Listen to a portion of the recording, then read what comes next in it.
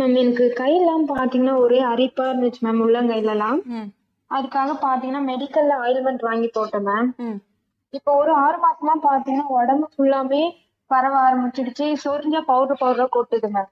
சரிம்மா. இப்போ உள்ளங்கையிலயும் பாதத்துலயும் மட்டும்தான் இருக்கா? ஆமா மேம். இல்ல மேம், பாதத்துக்கு மேல கால் வரைக்கும் வருது மேம் படர்ந்துட்டு. சரிம்மா. இப்போ இதுக்கு மெடிசின்ஸ் ஏதாவது எடுத்துட்டு இருக்கீங்களா?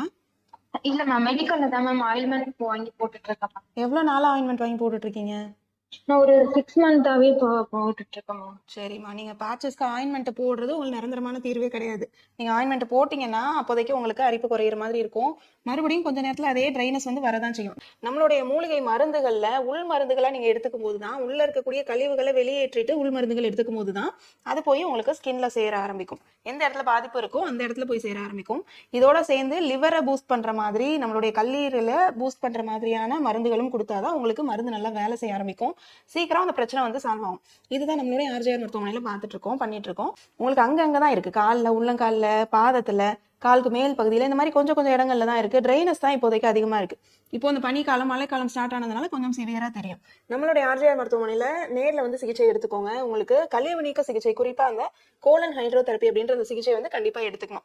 இந்த சிகிச்சை எடுத்துக்கும் போது நீங்க சின்ன வயதுல இருந்து சாப்பிட்ட கழிவுகள் உங்களுக்கு அந்த பெருங்குடல் பகுதிகளில் தேங்கி இருக்கிறது உங்களுக்கு முழுமையா வெளியேற்றிடும். இந்த மாதிரி வெளியேற்றும் போது அதுவே உங்களுக்கு உள்ள இருக்கக்கூடிய டாக்ஸன்ஸை முழுமையா வந்து வெளியேற்றி கொடுத்துரும். அரிப்பு அதிலே உங்களுக்கு 70% குறைய ஆரம்பிச்சிடும். அதுக்கப்புறம் நம்ம கொடுக்கக்கூடிய மருந்துகள், நீங்க இப்போ மாத்திரைகள் எடுத்துக்கிறீங்க, க்ரீம் போட்டுட்டு இருக்கீங்க பாத்தீங்களா, அதை விட டபுள் எஃபெக்டா இருக்கும் உங்களுக்கு. நீங்க மாத்திரை சாப்பிட்டா 2 நாள்ல உங்களுக்கு அரிப்பு எல்லாம் நிக்க ஆரம்பிச்சிடும். அரிப்பு நின்றுச்சுனால நீங்க சொரிய மாட்டீங்க. ஒரு இடத்துல இருந்து இன்னொரு இடத்துக்கு அந்த பேட்சஸ் பரவாது. உடம்புல இன்னொரு இடத்துக்கு பரவுது அப்படின்னாலே நீங்க சொரிஞ்சுட்டே இருக்கீங்க, உங்களுடைய கையில இருந்து தான் இன்னொரு இடத்துக்கு பரவுதுன்றதை புரிஞ்சுக்கணும்.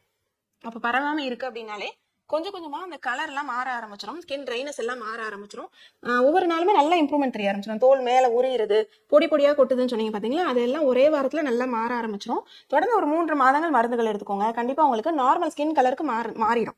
அதுக்கப்புறம் வாழ்நாள் ஃபுல்லா உங்களுக்கு சோரியாசிஸ் பிரச்சனையே வராது. தமிழ்நாடு, ஆந்திரா, தெலுங்கானா, கர்நாடகா, புதுச்சேரி, மகாராஷ்டிரா என 6 மாநிலங்களில் 102க்கும் அதிகமான கிளைகள். தமிழ்நாட்டில் மொத்தம் 38 கிளைகள். ஆர்ஜிஆர் ஹெர்பல் ஹாஸ்பிட்டல், 5 தலைமுறைகளின் நம்பிக்கை, அடுத்த தலைமுறைக்கும் நம்பிக்கை.